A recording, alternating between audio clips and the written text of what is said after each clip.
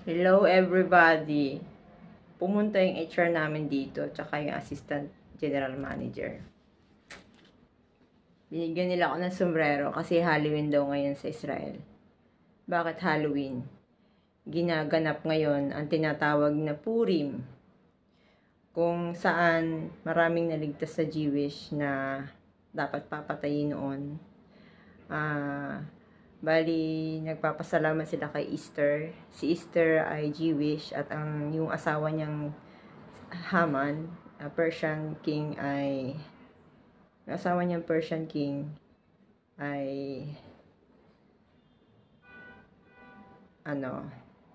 kung di ako nagkakamali napatay yun. Ang alam ko si Easter, yung Jewish na babae, na asawa niya, ang nakipaglaban para matigil na mamatay yung mga Jewish. Kaya sinicelebrate nila ang Purim.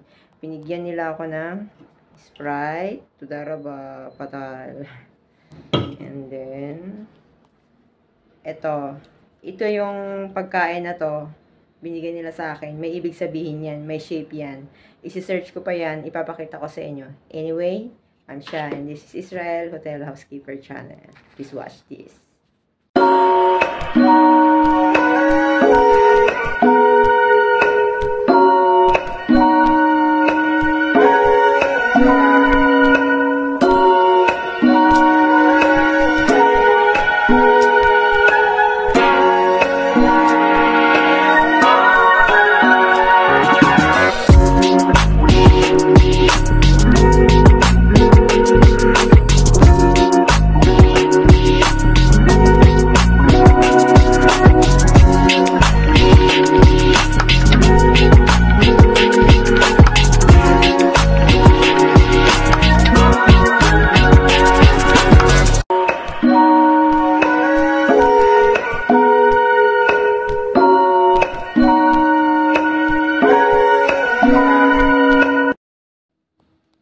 Feel na feel.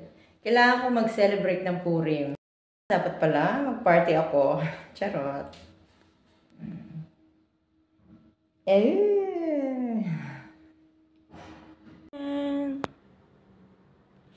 Wow.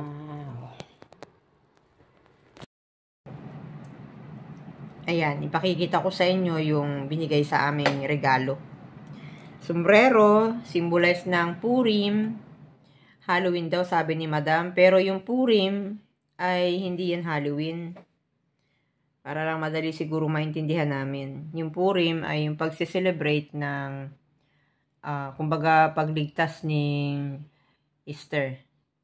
Si Easter ay Jewish na asawa ng isang king ng Persian na nagngangalang Haman. Ngayon binigyan kami ng sombrerong ito at ng Sprite. Meron din coke doon na ibigay sa akin. At isang box nito. Ito ay cookies. Ang cookies na ito ay Huggies Triangle. Ito ay design ng sombrero ni Haman. Kumbaga kung isang malaking sombrero ito, ipapatong mo dito. Ganon yung itsura ng sombrero sa ibabaw. So, ang tawag dito ay Haman Tashen cookies. Pinapalaman to ng jam or chocolate. Parang ang ipinalaman nila dito yung hummus. Ang panlasa ko hummus o yung parang halba na parang ginrind na seeds. Yun. Ganon kasi dahil doon kay Easter, yung queen na Jewish, ay maraming nasalbang buhay ng mga Jewish. Dapat maraming mamamatay. Malaking nagawa ni Easter sa buhay ng mga Jewish noon. 'Di ba? Kaya hindi nila yung makakalimutan. Yung Purim ay ginaganap, ayon dun sa nabasa ko is, depende yun sa kung kailan nila gustong ganapin. Ang nakalagay dun ay late February to late of March. Ayun, kung ano yung man yung late na yun. Basta yun na yun. At least may idea na kayo. Kasi kahapon, nagpunta ako doon, nagdaan ako sa terminal, nakita ko may mga tindang mga pang Halloween. Hindi ko, malapit na yung Purim. Basta kapag ginanap na yung International Women's Day, mga 1 week, ginaganap na rin yun dito. Pero hindi February, last year, March din ginanap eh. Yun yung nakalagay naman sa history lang yun. Pero dito, ginaganap March. Ano nga ang date ngayon, Trill? 21. Yun.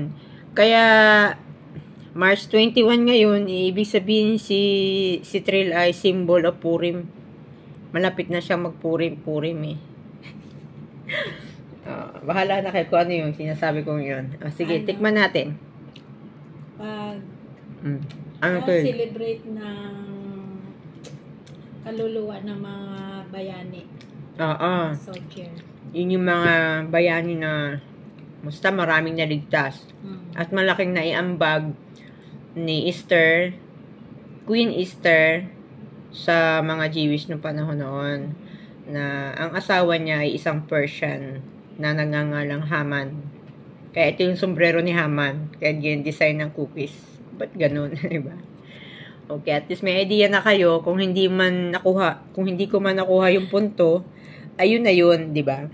Kaya minsan, di ba, nagtatanong yung iba na, may Halloween ba sa Israel? Ito na yung pinaka-Halloween nila, March. Pero hindi katulad sa atin na nag-aayos ng mga pang-horror. Siguro sa party nila.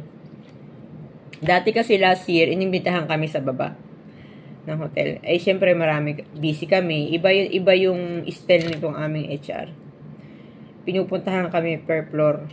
Kung maabutan ka dun, kung wala ka, hindi ka makakatanggap. Nagkataong naabutan nila ako dun sa floor ko. Paano kung bumaba ako, nag-CR, o may kinuha akong towel, hindi nila ako maabutan. Kaya siguro yung iba, kinabukasan na. Kung may natira pa. O, diba? Bye-bye! Happy Purim, Israel!